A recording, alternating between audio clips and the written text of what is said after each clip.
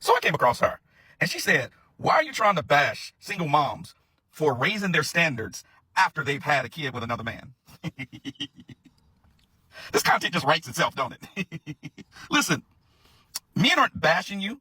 Men are concerned about you continuously making the same mistake over and over and asking for something that you have invalidated yourself for by having a child before getting married. A woman that doesn't have children before marriage and doesn't make your mistake deserves a better man than you.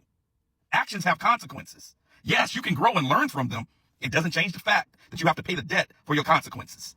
That's how it goes. Men understand this. This is how it is with men. We get it. You guys think that just because you say I made a mistake and I grew, that you should not have to suffer any consequences for the mistakes that you made. That's just not so. And because you've had a baby with another man, some men who you want are going to look at you and be like, nah, I'll have fun with her. I'll take her out, might buy a few things, might pay a couple bills, but marry her, take care of that kid that belongs to him. I'm good, homie. A lot of women DM me and ask me why I'm so hard on modern women. And the answer is simple. You guys need guidance. You didn't have a father, a lot of you guys. Because women that had fathers, good fathers in their life, don't project the same energy that a lot of you guys are projecting on social media. They don't do it. I can immediately tell when I'm talking to a woman whether she had her father and her mother in her life. Because she has a different aura about her, a different respect for men, a different way of looking at things. She doesn't see things in a twisted, messed up way.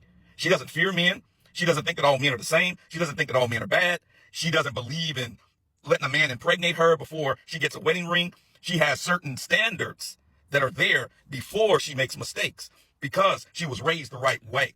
So a lot of you guys think that I'm harsh, but this is what your father would have told you if you had your father in your life. If your mother hadn't ran him off, or if your mother hadn't chose improperly, this is what he would have said to you. The same things. Now, at the end of the day, there has never been advocates until now for men. There has never been anyone to call out women's bad behavior. But we've seen a lot of shows calling out men's bad behavior. Don P is just here to balance the scales, baby. Don't hate me. Hate the game. So I came across this. So these girls was doing a street interview. And the interviewer asked this young lady if she had a birthday dinner and she invited her man, would he be responsible for paying for all of her friends' food? And she replied and said, yes. He asked why. She said, because he's a man and that's his responsibility, basically to provide. This is why a lot of men don't want to commit. This is why men don't want to commit.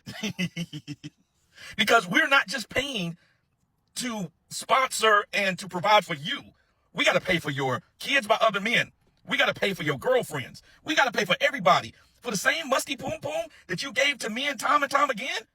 It doesn't seem fair. It doesn't seem like a good deal. And while men are used to having to sacrifice, we want to sacrifice for our own seed. We want to sacrifice for our own woman. We want to sacrifice for what belongs to us. Am I going to get to clap all your friends' cheeks that night if I pay? Because if that's the deal, if y'all going to line all up and I'm clapping everybody's cheeks, then maybe I'll consider that.